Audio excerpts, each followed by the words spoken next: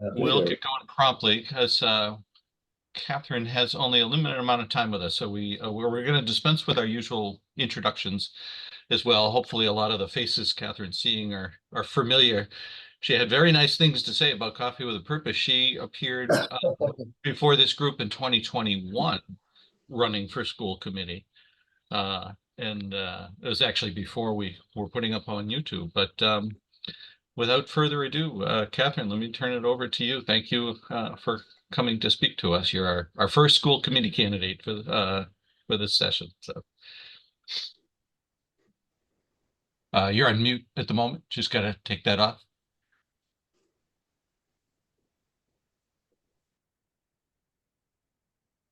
Good old, as you can see, she's. Is that good? Okay, sorry about that. Yeah, I was just sorry about that. So I am in my car, and apologies for that. I started a position just a couple weeks ago, and so Monday mornings are when I am working, and so I was able to get 30 minutes this morning where my boss was okay with me coming in late. So I drove, and I'm here in the parking lot. So and that also means that I'm on my phone, which is never great for a Zoom call, but here that's how we have to roll sometimes, right? Right. So it's nice to see everyone. I did say that Coffee with a Purpose, that and the student forum were my two favorite forums the last time I ran for school committee.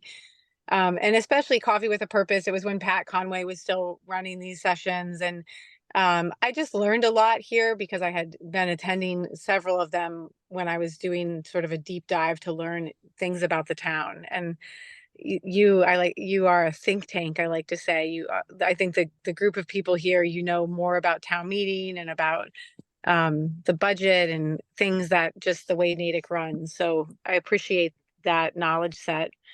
And really hope that by the end of this, I can earn one of your two votes on the March 26th election. I've been on the school committee for the last 3 years and would really like to continue that work, continue and deepen my work. Obviously, with any position, there's a huge learning curve. And so I really feel like I'm just starting to function fully as a school committee member. And so those items that I started with are ones that I would like to continue, but take even further. And those are conscientious and sustainable budgeting, always promoting a culture of belonging, and really thinking long term about the blueprints, I call it. What is our long term planning like for our town, and how do we make decisions that are sustainable, that are, create options of affordability in our town, and that maximize all of the things that our residents need in Natick.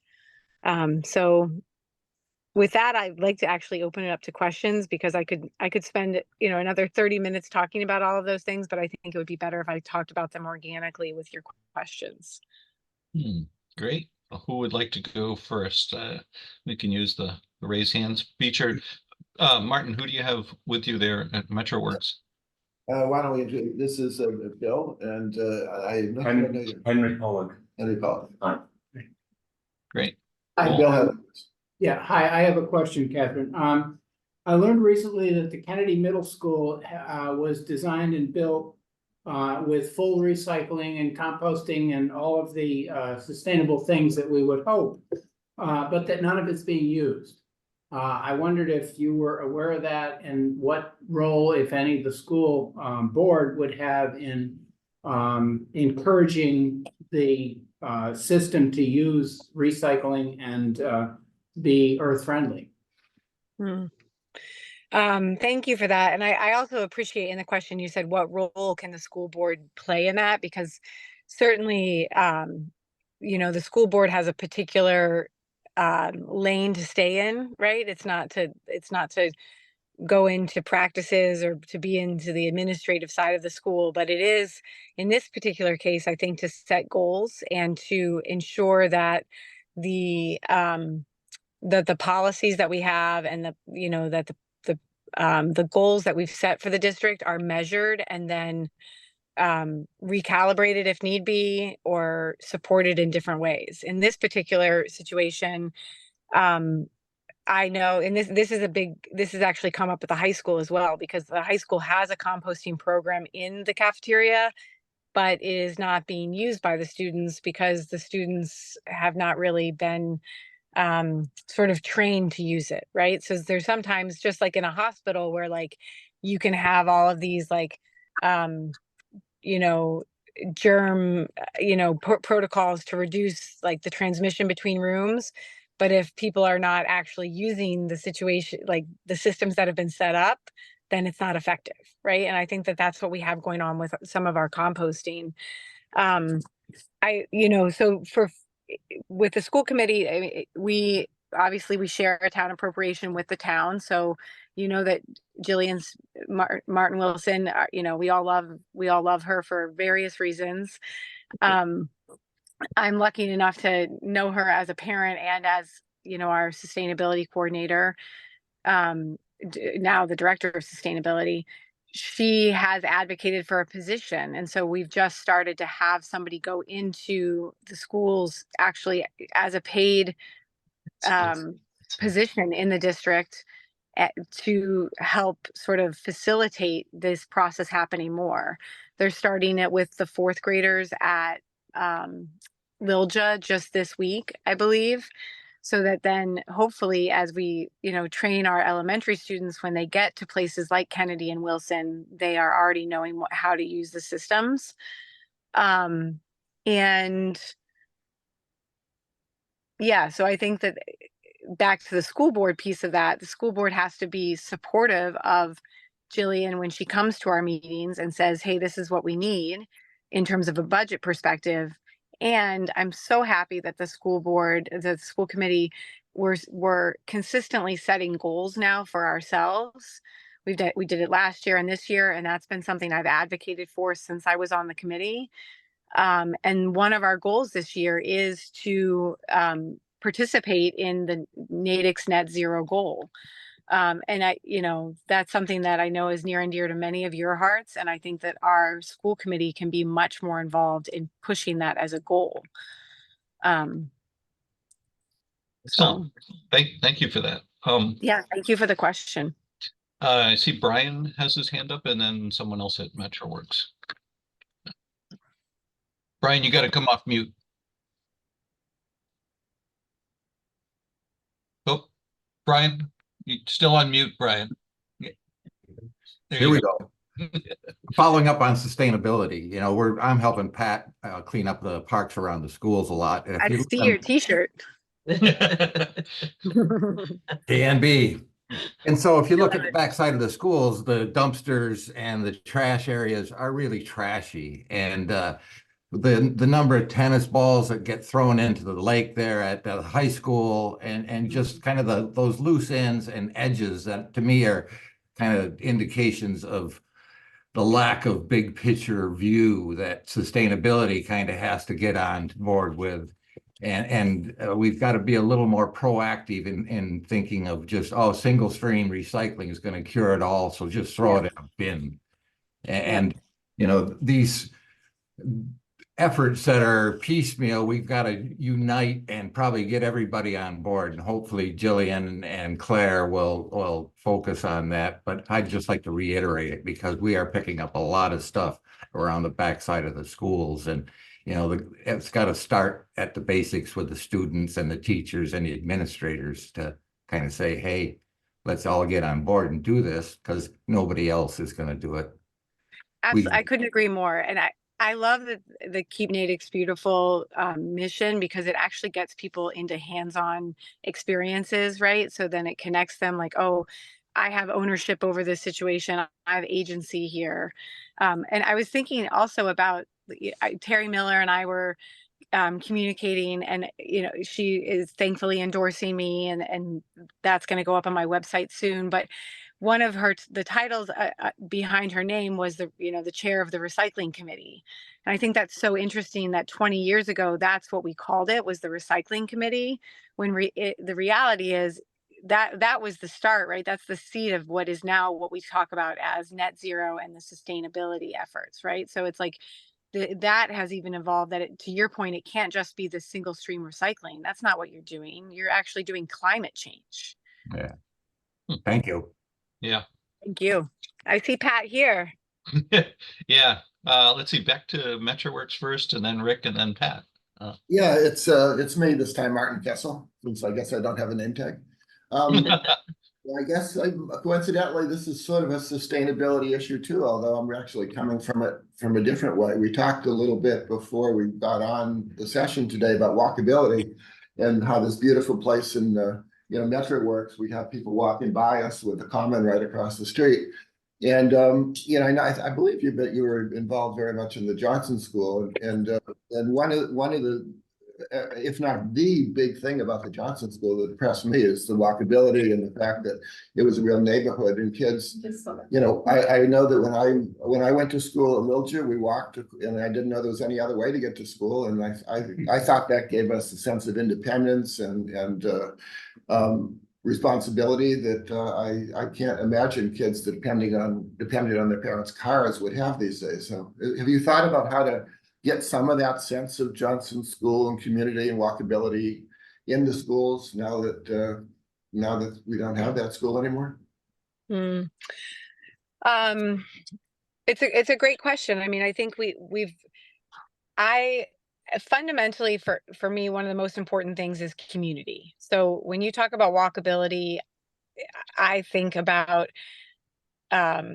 the benefits that come when you live and you work and you're educated and you shop, within those. I think they're called 15-minute cities, or maybe the number of minutes has even decreased. Does anybody know? Do you know what I'm talking about? But so it's like that everything is very like close to you, and that how that actually even benefits your livelihood. It benefits the meaning that you find in life. And just like back to Brian's question, then you maybe take care of the situation a little bit better because that's your neighborhood. You're proud of that, right? There's so many things tied to this. And thankfully, I mean, Johnson, I'm not going to relitigate that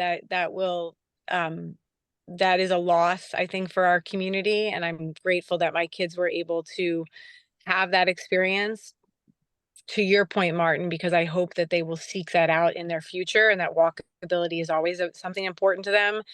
Johnson's not our only neighborhood school though, right? So if you go to Brown, like that there's an enormous number of kids that walk to school at Brown. We have that still at Lilja, Wilson and Benham, right? We still have these places that within our district, the high school, right? That there are students who are walking, and that they're having that experience. It's far fewer, definitely, from when you went to school, and now that Johnson is closed. And I think that's why blueprints is really important to me, that when we're planning things for the future, when we're planning athletic fields and green spaces, and what to do with the Johnson building as a town, that's not going to be in the dimension of the school committee, but it's something that all of us have to think about and talk about so that we can create these places. The other thing that I've seen school districts do, Wellesley was named a green school district, and that's something that I think Natick should pursue, like from the national level. And one of the ways they were named a green school district was because they have an entire campaign that's related to a reduction in idling or no idling, and then a whole week where they encourage kids to walk to school, and it's really awesome. Like, if you have ever been in Wellesley, like just like the parade that happens to get kids to school, and the bikes, like you can feel how empowering it is to them. So I appreciate the question, and I hope that we plan like that in the future as we think about our new elementary school that we continue to bid for. And I think that we think about it for our open spaces in Natick. Thanks for that. Rick, I think you're up next. Yes. Yeah, Catherine. Hi, Rick. Devereaux from Eco Natick, and I'm thrilled you're going to participate in our forum on the Wednesday, the 18th. Yeah, me too. Thank you.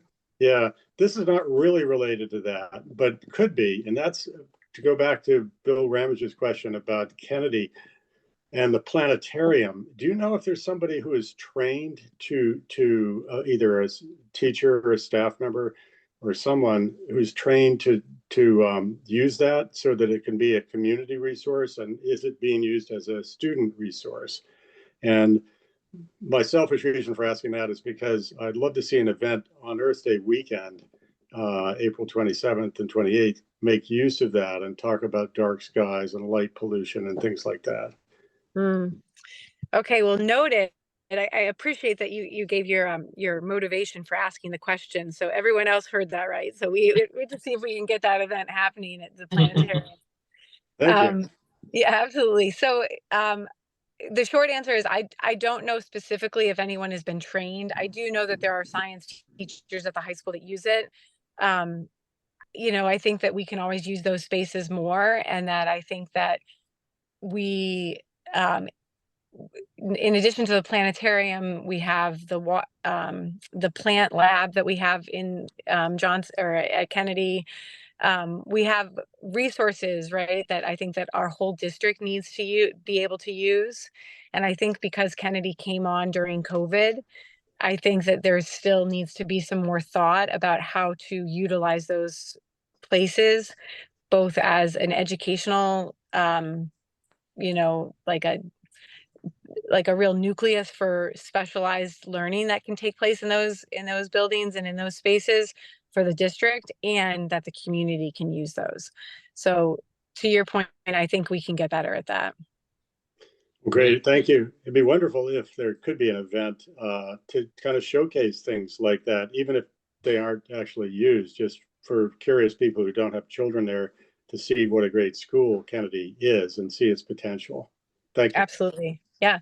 I don't know if you all saw that the library is hosting an off-site event in the tech circle. There's like a new sign. I don't know what it's called exactly, but I'm taking my son on the 13th of March to a planetarium event. I think it's called like New Science. Is anybody familiar with that organization over near Longfellow? Huh. So I'm curious as to it's on the library website. There's all these sign up spots if anyone's interested in that. Oh, we'll have to check that out. Cool. Pat, I think you were next. You have to come off mute.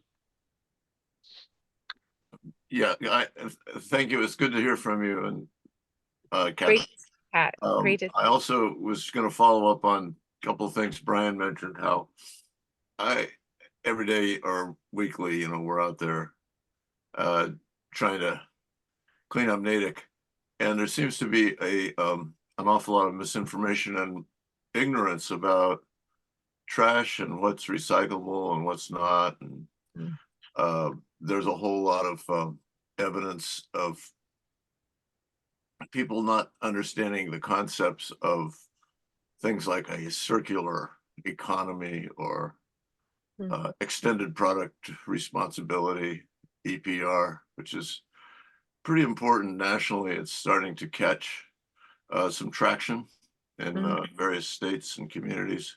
And I was wondering if that sustainability literacy has been built into the curriculum at the schools in any way, middle or high school. I don't know. And I was just curious.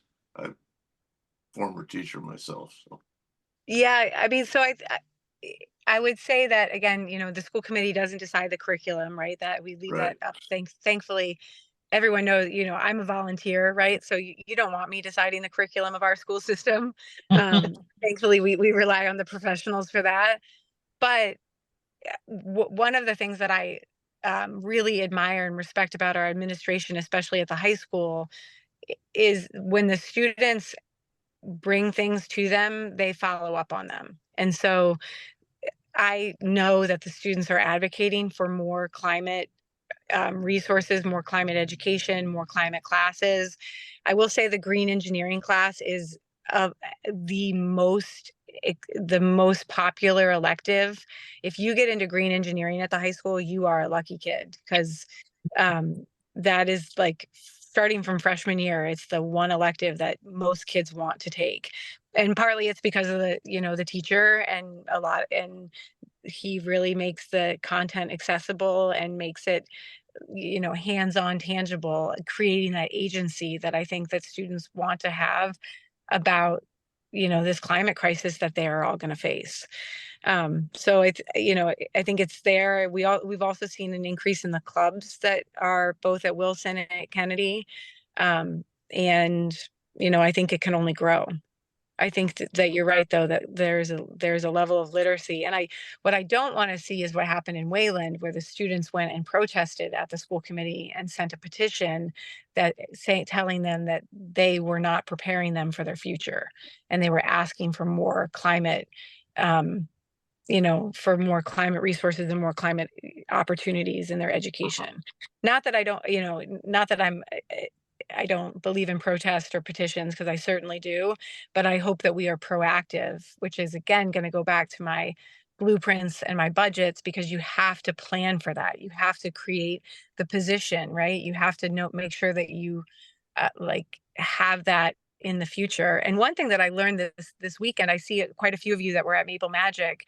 I was speaking to the table at the watershed table. I'm forgetting the first name of that, but you know what I'm talking about. Charles River. Thank you, the Charles River watershed. And I was fascinated by this. I haven't had time to look it up yet, but apparently the Cambridge school teachers, they put sustainability in their contract because the students went to the teachers and said, we're not getting enough of this. We want to make sure that it's 100% part of our education. And so a very savvy way that the teachers worked with the students was to put it in their contract. So I don't know the language. I don't know exactly how it was built into the Cambridge teaching contract, but I was like, wow, that is a really fascinating idea to tie something back to, collective bargaining. Interesting. That is interesting. So I just just want to be mindful. Catherine had said she needs to Yeah. leave just before 9:30. So with about 5 minutes left, I know there are still two hands up. Danny, do you want to jump in with your question or comment? What? If she's there, she may be away from her Oh, computer. here she comes. No, I'm here. Yeah, great. Thank you so much. Catherine, I just wanted, with a few minutes left, I wanted to ask about something around onboarding our new superintendent, because I know that you were on the committee to come up with the candidates. And full disclosure, I was on that committee with Catherine.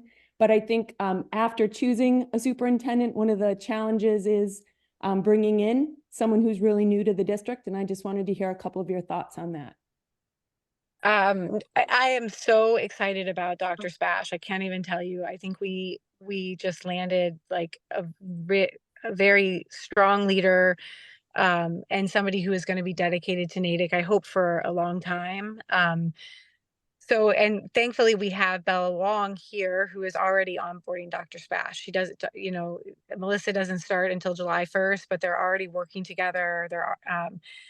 They're already, like, even in the budget process this year, Dr. Spash has been tangentially involved, just like watching the process, but definitely in collaboration. She's made this commitment, and I think actually Coffee with a Purpose should be one of her meetings, to be honest. And I'll mention that, she's made a commitment to 90 meetings in 90 days. So I would love it if, I don't know if you usually take a break over the summer. Is that right? Well, sometimes, but if we've got speakers, we'll keep going. Yeah, I think that would be fantastic. I can't schedule the superintendent, obviously, but I can definitely mention it. And I think that, that her commitment to 90 meetings in 90 days shows how much she wants to onboard herself and how proactive she's going to be about it. So I can't wait for her to come into the district so that we can really start to dig into this long-term blueprint thinking, the sustainability thinking that, that needs to get deeper, and we can move forward. I think because of COVID and because of some of the changes in the central office, we've been in a bit of a holding pattern for a few years. And I'm feeling this, which is one of the reasons I want to stay on this board right now. I'm feeling like, let's do this. Let's go. Like, we've got kids in our schools right now. Like, let's move all of this forward. Thank you. It sounds exciting. Shannon, let's jump to you. Hi, I just had a quick question, Catherine. I was wondering if you could talk a little bit about your equity and inclusion and like how that looks for you. Absolutely. Yeah.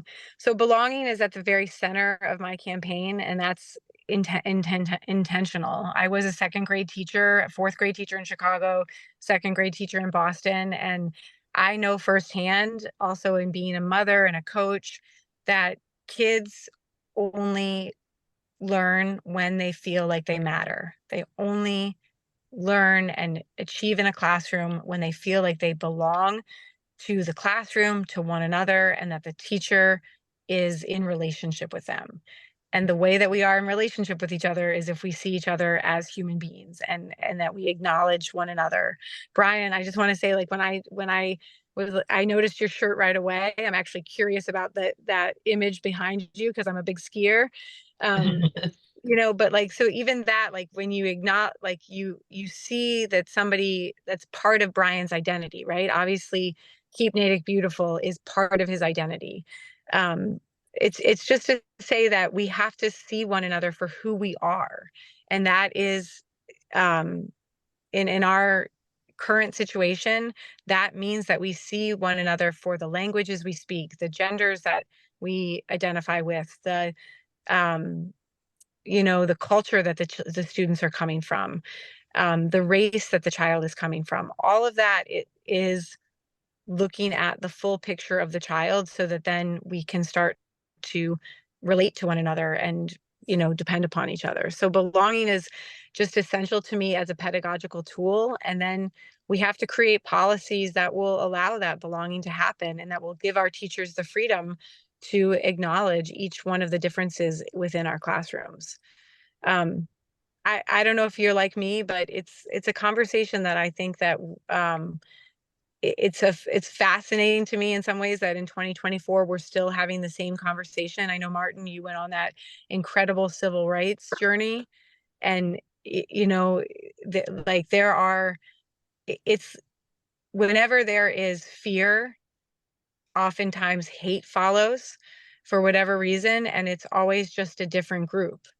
But at the very foundation of it, it is like something that when we are in our best place in humanity, we're called to work against that type of thinking, and we're called to be in relationship with one another.